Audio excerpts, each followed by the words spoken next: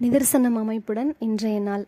பெரம்பூர் பகுதியில் 10 ஆண்டுகளாக இயங்கி வரும் இலவச கற்றல் மையம். கற்றல் மையம் என்று சொன்னால் தகாது, வாழ்வியல் மையம்தான் என்று சொல்ல வேண்டும்.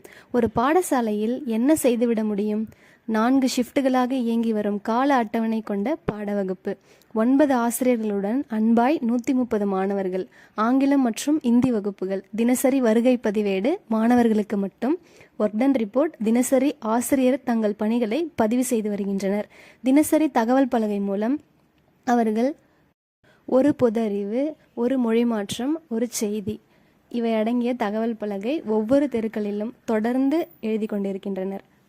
புத்தக பாடங்களை தாண்டி மாணவர்களின் ஒழுக்கம், நடவடிக்கை கண்காணிக்கப்பட்டு அவர்களுக்கு சிறப்பு பரிசுகள் வழங்கப்படுகிறது. இலவச கணினி பயிற்சி ஒருபுறம். எங்கள் தாத்தா எங்கள் பாட்டி திட்டம் தினமும் 70 முதியவர்களுக்கு வீடு தேடி உணவு சென்று கொண்டிருக்கிறது. சாலையோரம் வசிப்பவர்களுக்கும் உணவு வழங்கப்பட்டு வருகிறது.